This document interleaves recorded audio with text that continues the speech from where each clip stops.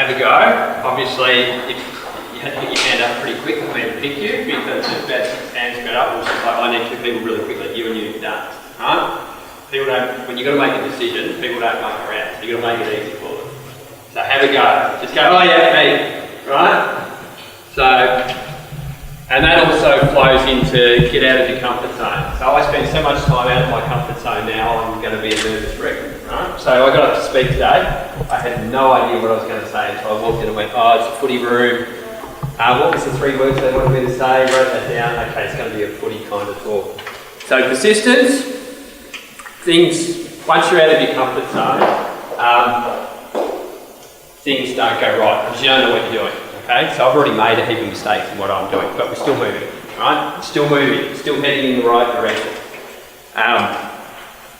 So at the moment, stomp pad, if you like, where did that come from? So I'm going to sort of lead you through a story, and then I'll talk more specifically about product and market research, and I'll write that up after I remind myself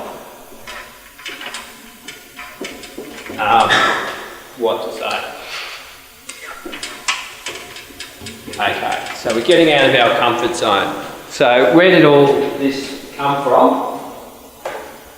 And why didn't I run with my other bag idea?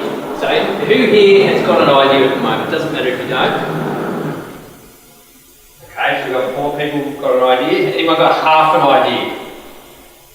Alright? Anyone got some passion?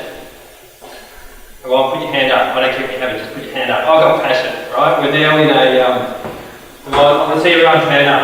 I'm not talking, righto? Yep, good. Now we're moving. Righto. So, passion is good because, so I'm passionate about a few things, and I'm sure you're passionate about a few things. I'm passionate about my family. I'm passionate about my career, which has changed markedly in the last 2 years. I'm passionate about music. I'm actually passionate about performance is what I've realised. So in my company branding, I had to get up. I've been doing sort of pitching competitions for money, and I got 20 million ideas, and I've just been bouncing around between different ideas. So 2 years ago, I did one on a respiration device, which is sitting in the bucket there. So bucket of ideas. To measure respiration rate, because that is something you can consciously control. It affects your parasympathetic system, so you have your fight or flight response, which sort of injects cortisol. So when you go like this, right, before you go back to play footy, it's pumping you up with cortisol, right? So you're ready to fight. You also need to be able to calm down. And that's where your sort of slow breathing meditation comes in, and that kicks off a whole different system. And you can consciously control that. So if you do your breathing exercises, that will affect your heart rhythms and your general well-being and your mental health state. So you want to be revved up. You also want to be able to bring yourself down. So those 2 skills are going to be really important in your life. So that product, breathing, inspiring breath, and I've got to get up and inspire people. So that's where I got my inspiring performance from, because I had to, I write words up on the board to get myself going. What am I talking about? Stay on message, stay on track, kick that goal, okay? And that was for that talk, and I thought, well, that's actually what I like doing. Everything I do, and I make interactive stuff, right, which I find fun. But it's really about helping people to be better, run faster, jump higher, be more healthy, or be able to do more with their music. So in the case of Stomp Pad, you might have seen Muso performing with a box. That's something I made when I was 2. I made my own drum kit, had a couple of boxes and that. It gives you one sound. Or maybe a drum pedal, electronic drum, that opens things up a bit, but it's a lot to run, lug around when you walk into a restaurant, they kind of go, okay. Whereas, with something that just fits in, is low hassle, is easy, that's what people love.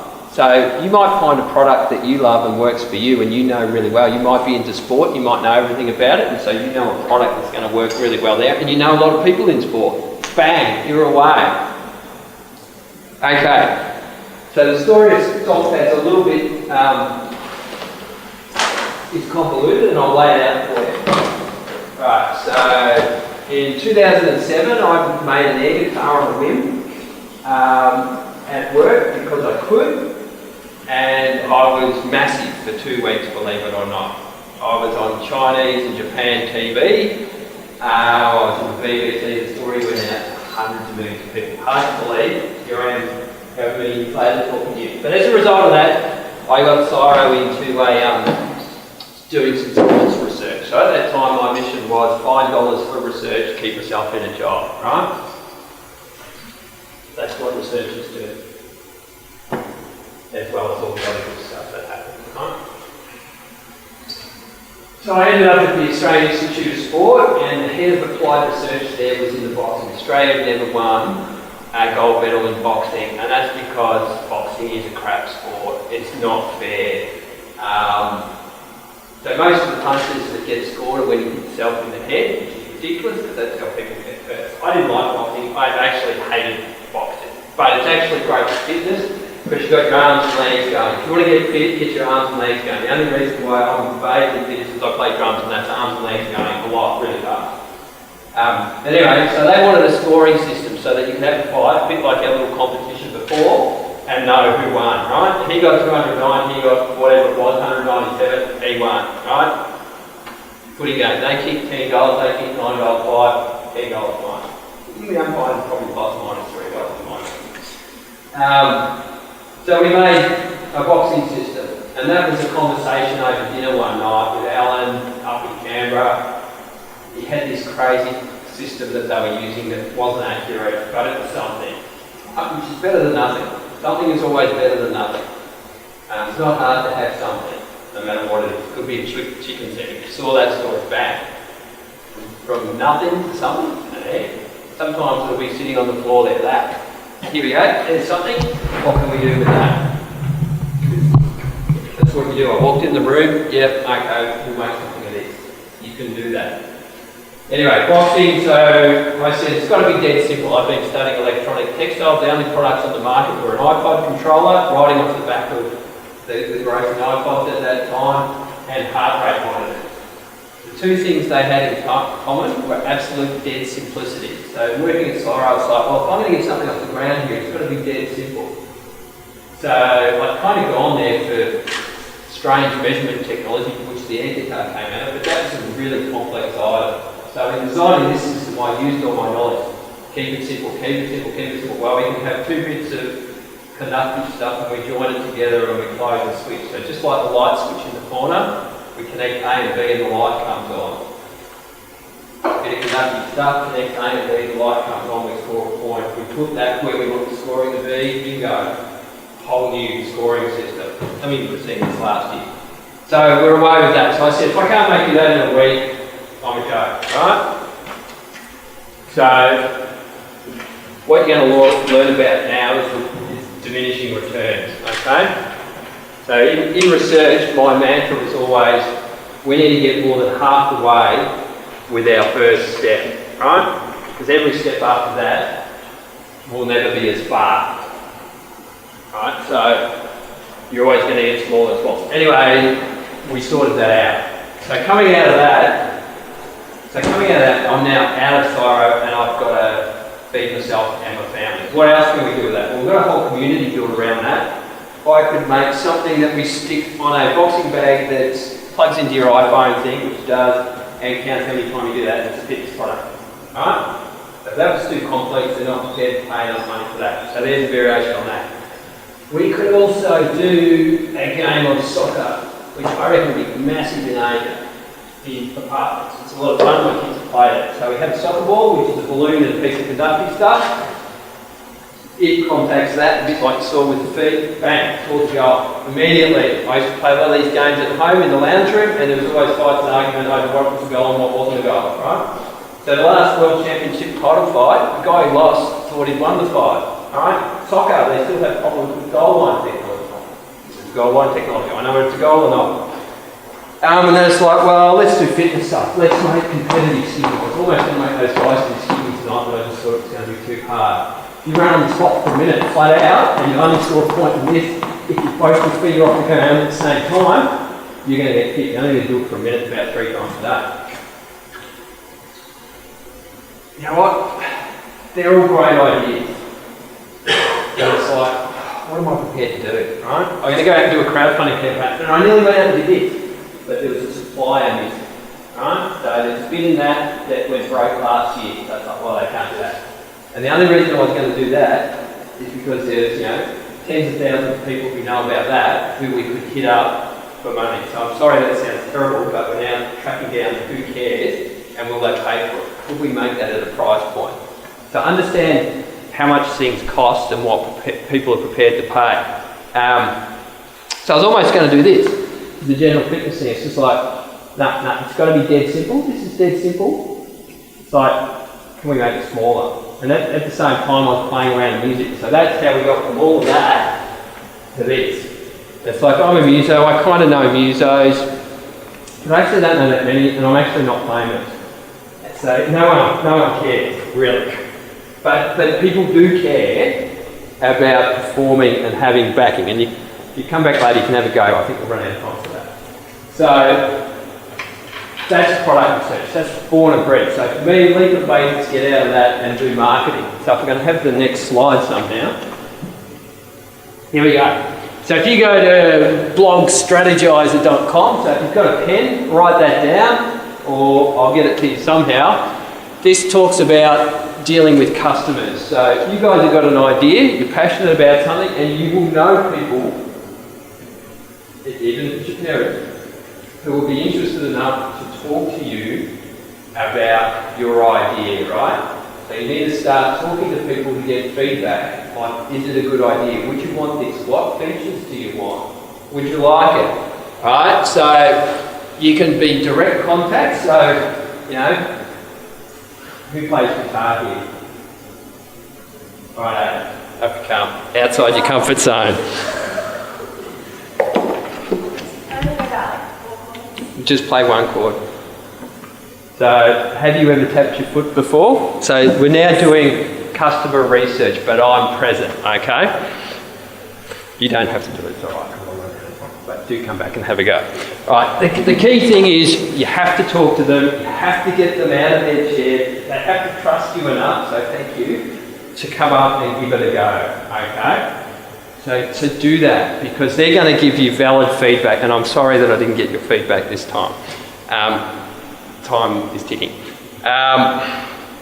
So when you're with them, you'll get certain feedback, right? But when you're not there, they'll do other things. So give some to people, or let them go away and do something when you're not present, right? So all of this got me down to what I'll call, and write this down, minimum viable product, right? Most valuable player or minimum viable product. So you know what's the smallest thing that you can do that's going to satisfy people. And for guitarists, it was, I think, a bass drum that you can tweak up yours down. I'm about to find that out. So how can you go out and indirectly things? You can do mock sales, you can do pre-sales. I can turn up to events like this and talk to real people and find out what they think, if I've got enough time. You can run a launch event, right?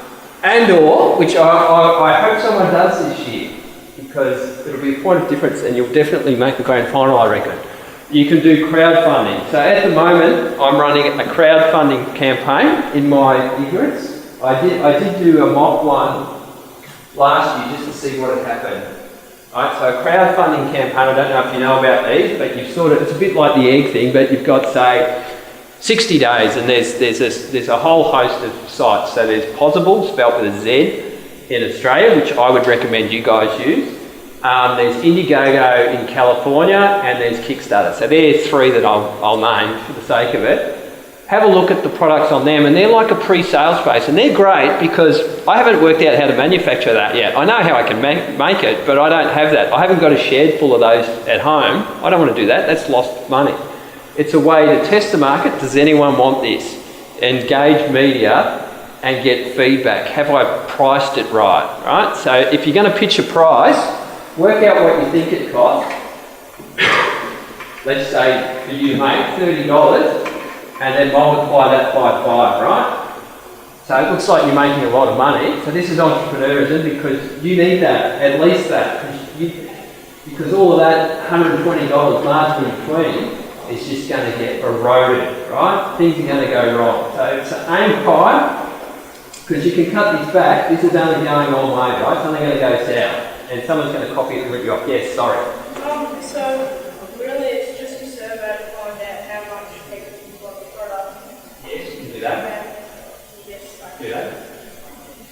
Find out what they want. So ask them questions about, well, first of all, you've got your passion, right? So what are you interested in? like phone stuff. Like phone stuff? Do you like what? Apps? Games? Okay, do a game idea? Not yet? Okay, well, let's say clothing man, okay, fun. Okay, so you like clothes. So start talking to people in clothing. Who's going to buy your clothing? Is it going to be Rip Curl? Is it going to be Nike shoes? Is it going to be a sports product? And start working it out. So you might run a small crowdfunding campaign on Possible. And you might just want to raise $2,000, I'm getting told shut up, to test your idea. And you might just have a sketch of some clothes that you might want to do. And people might support you through that. So that will be a way for you to run a question and answer session, get some money in your pocket, because your grandparents and your parents are probably putting in $25. So not only will you win this competition, you will walk away with bonus money. So